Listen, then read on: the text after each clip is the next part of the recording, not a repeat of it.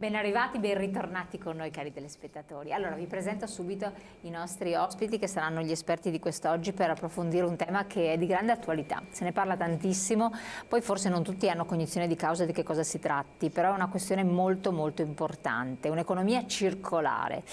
Che cos'è? A che cosa serve? Quali vantaggi può portare? E si può crescere, fare innovazione, essere competitivi nell'economia circolare, ovvero dove si parla anche di riutilizzo del rifiuto?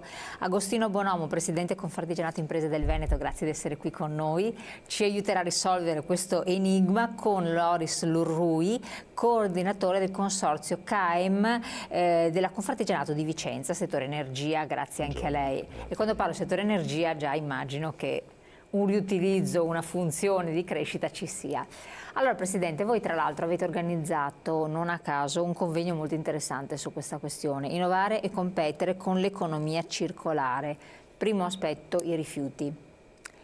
In che modo riguarda il settore dei piccoli imprenditori, degli artigiani, questo tipo di economia? E che cos'è l'economia circolare, semplificando?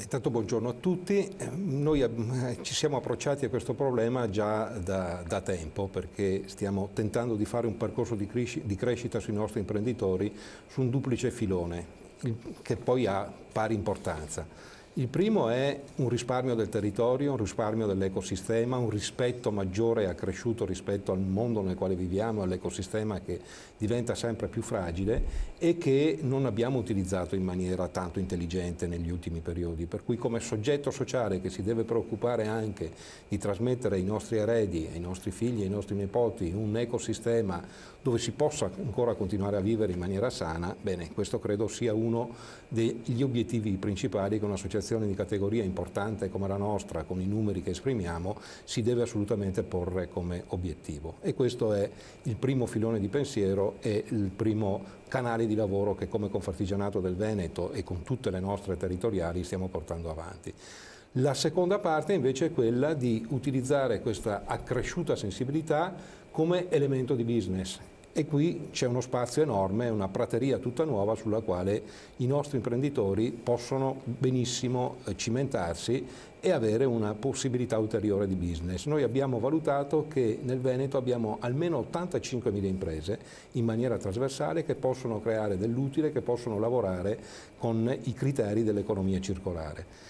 Alla base dell'economia circolare c'è un cambio di paradigma, un cambio di atteggiamento nei confronti di quello che per tanti anni è stato un elemento di consuetudine e di abitudine, che era quello produco, consumo e scarto. Bene, adesso si produce, si consuma, ma lo scarto si tenta nella maggior parte dei casi e in maniera sempre più importante che non sia più uno scarto che va a finire in discarica, ma che viene riciclato.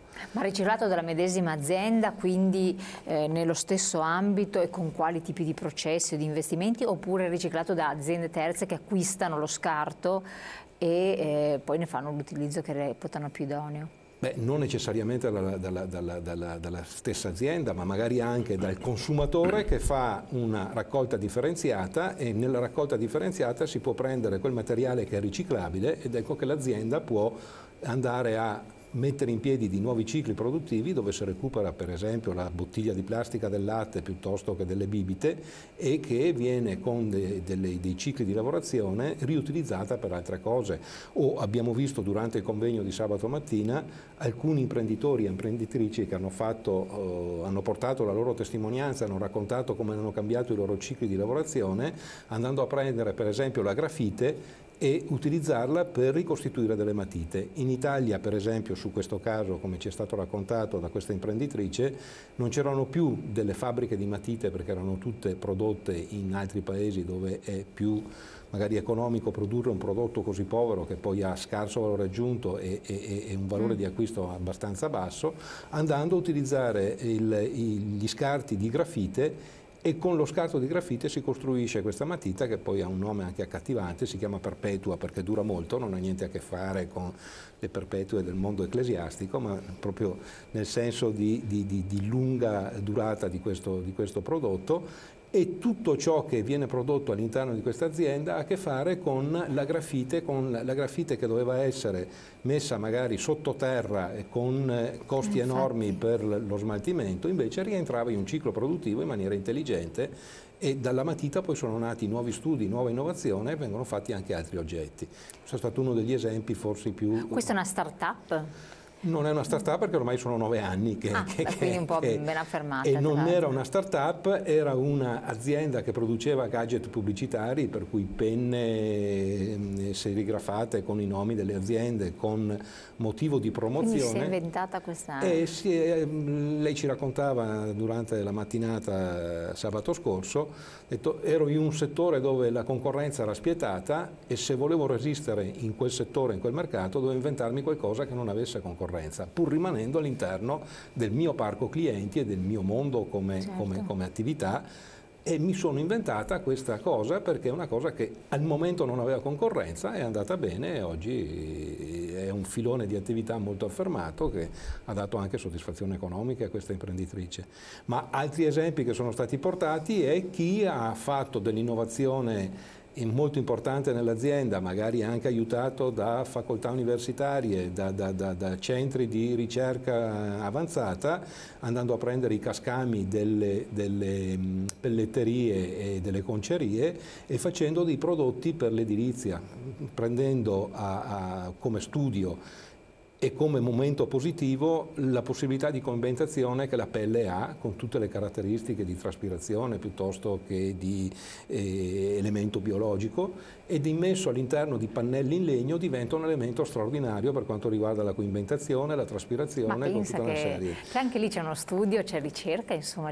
Con tutta un'altra serie di rifiuti più impensati che possono essere riutilizzati e riciclati, che possono avere una seconda vita, ma anche per prodotti che poi non hanno un'obsolescenza così veloce, no? Per esempio la pelle può essere che un vestito va fuori moda dopo 2 anni, invece può essere riutilizzato in una coibentazione di un immobile che magari dura qualche secolo, 200-300 anni magari.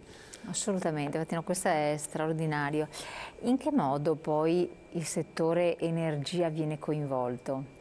Perché in automatico che tante volte questo è un riutilizzo virtuoso, no? Un circolo virtuoso, poi magari ne parleremo ancora perché possono essere di spunto, ma quando si parla di settore energia lì c'è anche una produzione di un valore aggiunto. Un attimo solo che reggo un messaggio, io faccio la raccolta differenziata, ma inizialmente mi ricordo che è stato detto che avrebbero ridotto i costi, ora o questo non è avvenuto, i costi sono calati solo alle imprese che smaltiscono, perché io i risparmi non li vedo e quindi loro hanno molti più guadagni, oltretutto perché carte plastiche e vetri li rivendono facendo doppio guadagno. Complimenti. Posso rispondere a questo? Sì. Allora, no, in realtà relativamente alla raccolta differenziata difficilmente i costi si riducono, perché la raccolta differenziata spinta si basa soprattutto sui passaggi ripetuti presso le famiglie o le utenze non domestiche di raccolta di rifiuti separati. Quindi mentre prima, parliamo di ormai un decennio fa, si passava, si tirava su un cassonetto e si buttava tutto quanto dentro il cassonetto, quindi chi prelevava, lo smaltitore, faceva un passaggio unico e buttava dentro tutto, adesso per differenziare carta, plastica, umido o qualsiasi altre cose, evidentemente per ognuna di queste cose bisogna fare un passaggio con il camion. Quindi inevitabilmente è vero che tu riduci i costi dello smaltimento perché non porti più in discarica, hai meno costi, ma è altrettanto vero che aumentano i costi di trasporto. Si arriverà certamente a ridurre dei costi, ma la realtà oggi è questa. Poi va detto un altro aspetto. La stragrande maggioranza delle amministrazioni comunali ha fatto un accordo con il CONAI, quindi ANCI rappresenta i comuni, hanno fatto un accordo con CONAI che è il Consorzio Nazionale degli Imballaggi. Allora, praticamente la grande maggioranza di quei rifiuti differenziati vanno nelle piattaforme organizzate dal sistema CONAI. In cambio di questi rifiuti che arriva, il CONAI paga ai comuni una certa cifra e quindi ecco che con quei soldi si mantengono certi livelli di tassazione. Quindi c'è una ricerca di ridurre i costi, CONAI paga ciò che si ricicla, ha ragione, ma perché qualcuno ci guadagna? Sì, ma anche i comuni hanno una remunerazione da quel punto di vista. Però se aumentano i costi di trasporto diventa un pochino complicato far ridurre i costi.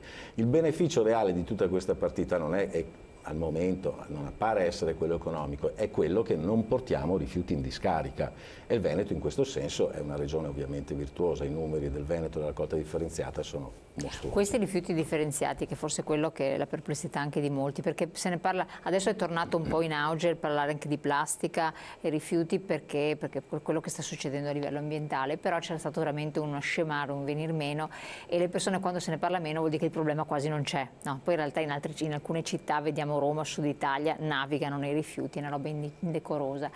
Perché che valore hanno questi rifiuti differenziati, quindi il vetro da una parte, cioè possono essere effettivamente riutilizzati, le plastiche, perché poi ti commettono plastica e lattine per esempio, e dicono ma perché plastica e lattine? Cioè, no, ma poi allora, in realtà viene fatta un'ulteriore separazione. Nei comuni molto virtuosi vengono separati ulteriormente, quindi plastica da una parte e lattine da un'altra parte. Consideriamo ad esempio che proprio, mi spiace ripeterlo, nel sistema CONAI abbiamo 6 tipologie di rifiuti che vanno avviati al riciclo. Il meccanismo è praticamente basato sulla raccolta, va nelle piattaforme, fanno la separazione, poi vendono a loro volta la plastica anziché il vetro ad altri soggetti. Nel caso della plastica, ad esempio, la frantumano in scaglie o in palline, vengono sanificate e poi vengono rimesse nel mercato. Quindi si riutilizza così e non si disperde nell'ambiente? Esatto. Quindi cosa vuol dire? La domanda fatta precedentemente diceva c'è il riutilizzo diretto dell'azienda che produce lo scarto. Ci sono tutte e due le situazioni. Diciamo che abbiamo delle prime situazioni di aziende che riutilizzano scarti propri rimettendolo nel loro circuito, mentre c'è una consolidata esperienza in Italia di sistema che deriva dalla raccolta differenziata, cioè io raccolgo, pulisco e alla fine il prodotto ripulito, sanificato, frantumato, certo, quello viene rimesso nel mercato tramite terzi. L'obiettivo è quello di arrivare a che le aziende possano fare un sistema virtuoso all'interno dell'azienda. Per il caso della Martucci, purtroppo della Alisea, chiedo scusa, dell'azienda Alisea, quello della grafite in effetti utilizza un prodotto di terzi. È difficile trovare qualcuno che riutilizza il proprio prodotto, e qua è la sfida dei giovani che stanno mettendo in piedi tante start-up per vedere se riescono a trovare delle soluzioni da questo punto di vista. Assolutamente. Un attimo solo se la regia ci rimette in onda il messaggio che non sono riuscita a leggere poco fa, vediamolo un attimo. I rifiuti sono un guadagno e basta, lo dimostra la Germania che più volte ce li ha comprati, poi vorrei vedere se riciclano veramente tutto. Sono un business, questa è la domanda un po' la giriamo a entrambi, e quindi possono diventare anche motivo appunto di investimento, di crescita, di speculazione a volte anche.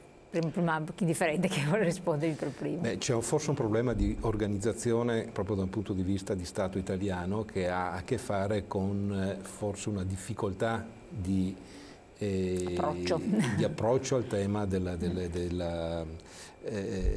raccolta differenziata. Lei prima chiedeva come mai all'interno di una campana si mette plastica e vetro. Perché da un punto di vista industriale hanno due pesi diversi, sono tutti e due riciclabili ed è molto semplice separarli, perché il vetro è molto più pesante della plastica e vengono separati in maniera molto semplice e poco costosa da parte dell'industria, che si è organizzata con dei macchinari dove la divisione fra i due materiali di due pesi diversi e di due nature diverse è molto semplice, per cui è proprio un approccio ad una metodologia industriale poi di lavorazione successiva.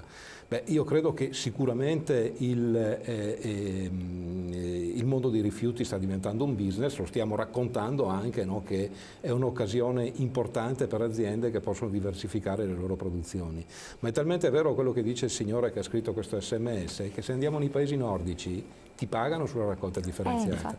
Tu arrivi con la tua bottiglina del latte, la butti dentro, ti esce il centesimino. Addirittura a questi livelli? Sì, hanno le campane che sono organizzate in maniera, sono dei macchinari elettronici, dove tu butti dentro i rifiuti, vengono pesati e il miglior incentivo qual è? Quello di ripagare chi poi mette in campo non soltanto quella che è la propria sensibilità rispetto all'ecosistema, la propria sensibilità ecologica nei confronti dell'ambiente nel quale si vive, ma anche una convenienza, poi viene ripagato con quasi nulla, voglio dire, sì, però insomma è sempre l'approccio è quello, mi conviene farlo, e credo che l'evoluzione, al di là di quella che è l'educazione che deve partire sui banchi di scuola, verso un risparmio a tutto tondo, non solo per i rifiuti ma anche per tutto quello che è l'approccio nei confronti dell'ambiente nel quale viviamo, possa essere incentivato anche da delle metodologie simili, per cui anche nell'SMS precedente all'ultimo, dove si diceva ma i costi della raccolta non sono... Vede che ritorna sempre di più il tema dei costi, e allora se quello è il nervo scoperto, che è quello dei costi, e abbiamo un'esigenza che è anche questa ambientale, vediamo un sistema di bilanciare le due cose, la sensibilità ecologica rispetto anche veramente a un ritorno per, a questo punto, proprio la famiglia, il contribuente, che allora venga gratificato, esatto, gratificato e si trova immediatamente anche... da un punto di vista economico. Nei paesi nordici questo ha avuto un successo in maniera esponenziale, proprio nell'approccio alla raccolta differenziata. Fare come in Germania, che fanno pagare 2 euro in più le bibite in vetro, bicchieri al bar, se li rivuoi devi riportarli, così si evitano bottiglie buttate per terra o nel primo cassonetto. Sì, beh, questo è un fatto di buona educazione a mio giudizio. Il fatto reale è che in questo momento nel nostro paese abbiamo molti rifiuti che non sappiamo dove metterli, e il fatto esemplificativo è che la Cina da qualche mese non accetta più i rifiuti plastici. Noi abbiamo le imprese che non sanno dove metterli, materiali riciclabili. Ha ragione quando diceva prima della Germania, è vero. Però va anche detto un'altra cosa. Il Veneto è una regione ad esempio molto virtuosa perché abbiamo qualche migliaia di aziende che fa riciclaggio e recupero dei rifiuti.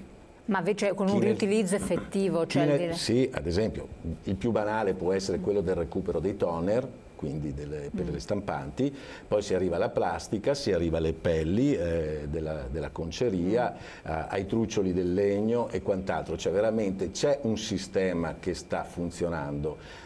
Siamo di fronte a una normativa complicata che non facilita questo approccio. Se io penso ad esempio al caso della grafite, per essere sicuri che può fare le matite e che non vengano considerate prodotti derivanti da rifiuti anziché da beni riutilizzati, la proprietaria ha fatto le sue belle fatiche, perché dice no, tu riutilizzi i rifiuti per fare un prodotto, non sei autorizzata. Cioè, c'è una normativa veramente complicata, però pur in questa situazione devo dire che questa regione ha parecchi, secondo me siamo sull'ordine delle 200-300 aziende per provincia che operano nel settore del recupero, sempre nella logica di dire recupero il rifiuto, lo tratto, quando l'ho reso materia prima lo rivendo perché qualcuno fa un prodotto. Il salto di qualità, come dicevamo prima, è che chi produce quel rifiuto lo deve riutilizzare. Sul tema dell'energia i temi sono un pochino diversi. Invece. Allora adesso non parliamo dell'energia, voglio però darle un po' di tempo. Abbiamo la pubblicità che incombe, per cui un attimo, qualche secondo, poi andiamo a vedere anche il discorso energetico che è molto importante. Voi scrivete se avete dei dubbi, delle perplessità, volete avere ulteriori informazioni di questa economia circolare virtuosa. Tra poco.